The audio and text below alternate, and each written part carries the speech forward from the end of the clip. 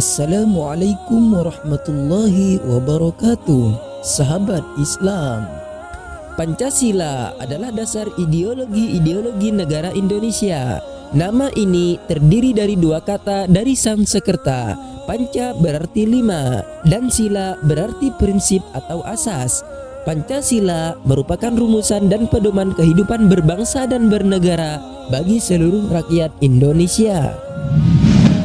Sebagai negara yang penduduknya mayoritas Islam, apakah Pancasila sudah sesuai dengan ajaran Islam? Dan adakah ayat Al-Quran yang menjadi pedoman dari 5 sendi dasar negara tersebut?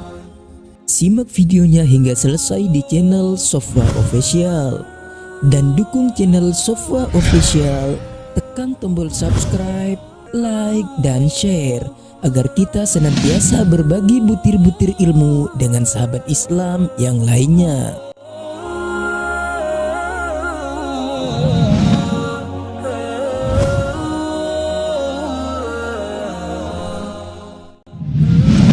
Sila pertama. Sahabat Islam, sila pertama berbunyi ketuhanan yang Maha Esa. Sila ini dulu menjadi perdebatan yang hangat di kalangan pendiri bangsa. Dulu sebutannya ialah ketuhanan dengan menjalankan syariat Islam bagi pemeluk-pemeluknya, atau sering juga disebut sebagai Piagam Jakarta. Namun karena ada ketidaksetujuan di sana-sini, sila ini kemudian diubah menjadi ketuhanan yang Maha Esa. Dan hal itu sudah sesuai dengan ajaran Islam. Hal ini sesuai dengan firman Allah Subhanahu wa Ta'ala. Katakanlah Muhammad, dialah Allah yang Maha Esa. Allah tempat meminta segala sesuatu. Allah tidak beranak dan tidak diperanakkan, dan tidak ada sesuatu yang setara dengan Dia. Quran Surah Al-Ikhlas ayat 1 sampai dengan ayat 4. Selain itu, Allah Subhanahu wa Ta'ala juga berfirman, dan sembahlah Allah, dan janganlah kamu mempersekutukannya dengan sesuatu apapun, dan berbuat baiklah kepada kedua orang tua, karib kerabat, anak-anak yatim, orang-orang miskin, tetangga dekat dan tetangga jauh, teman sejawat, ibnu sabil, dan hamba sahaya yang kamu miliki. Sungguh Allah tidak menyukai orang yang sombong dan membanggakan diri. Quran Surah An-Nisa ayat 36. Sila kedua. Sahabat Islam, sila kedua berbunyi kemanusiaan yang adil dan beradab. Jika kita menolak semangat yang terkandung dalam sila kedua dari Pancasila ini, berarti dengan sendirinya kita menolak menjalin hubungan baik dengan manusia secara beradab dan berakhlak.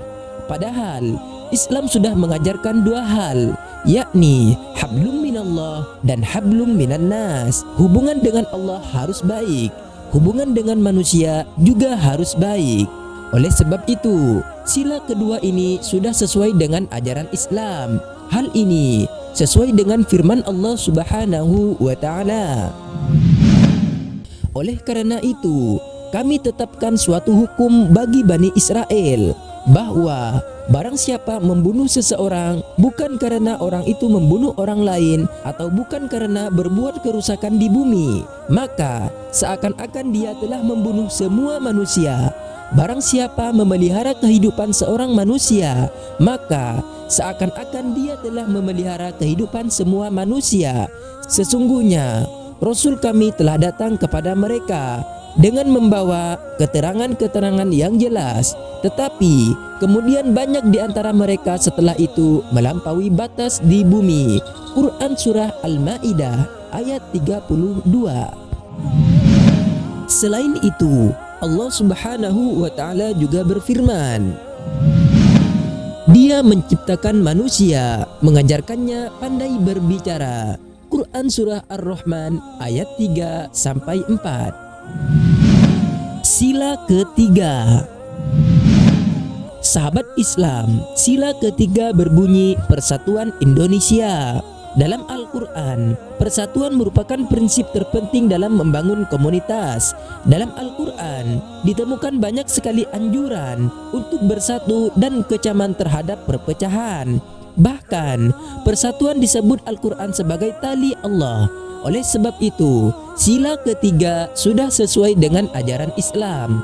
Hal ini sesuai dengan firman Allah Subhanahu wa Ta'ala.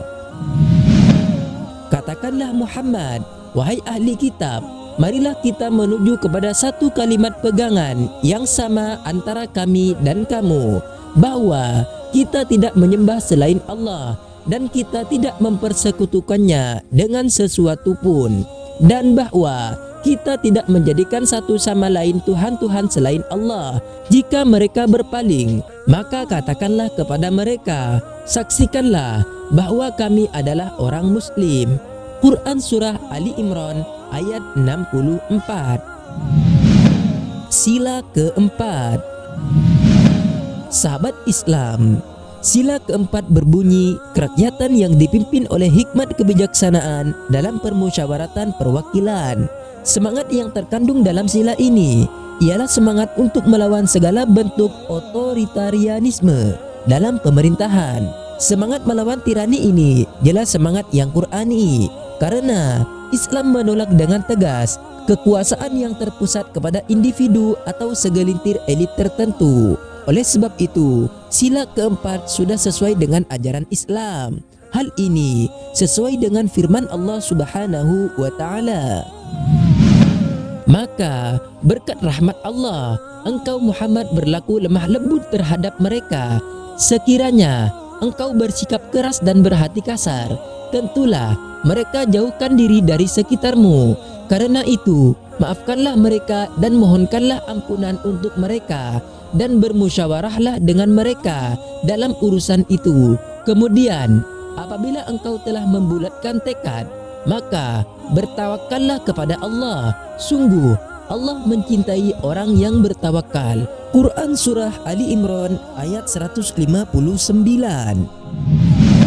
Sila kelima, sahabat Islam. Sila kelima berbunyi, keadilan sosial bagi seluruh rakyat Indonesia. Jika kita menolak Pancasila, berarti kita mengabaikan keadilan dan membela kezaliman. Sila kelima dalam Pancasila sangat menjunjung tinggi keadilan, semangat yang selalu digaungkan Al-Quran dalam berbagai ayat-ayatnya. Dalam Al-Quran, menjunjung tinggi keadilan merupakan bentuk amal yang dekat dengan ketakwaan. Oleh sebab itu, sila kelima sudah sesuai dengan ajaran Islam. Hal ini sesuai dengan firman Allah Subhanahu wa Ta'ala. Sungguh Allah menyuruhmu menyampaikan amanat kepada yang berhak menerimanya, dan apabila kamu menetapkan hukum di antara manusia, hendaknya kamu menetapkannya dengan adil. Sungguh Allah sebaik-baik yang memberi pengajaran kepadamu. Sungguh Allah Maha mendengar, Maha melihat. Quran Surah An-Nisa ayat 58. Sahabat Islam, demikianlah penjelasan ayat Al-Quran yang menjadi pedoman bagi dasar negara Indonesia, yakni Pancasila. Semoga penjelasan dalam video kali ini bisa meningkatkan kecintaan kita kepada bangsa Indonesia dan bisa mencintai dasar negara Republik Indonesia, yakni Pancasila, yang sudah sesuai dengan ajaran Islam. Wallahu a'lam bishawab.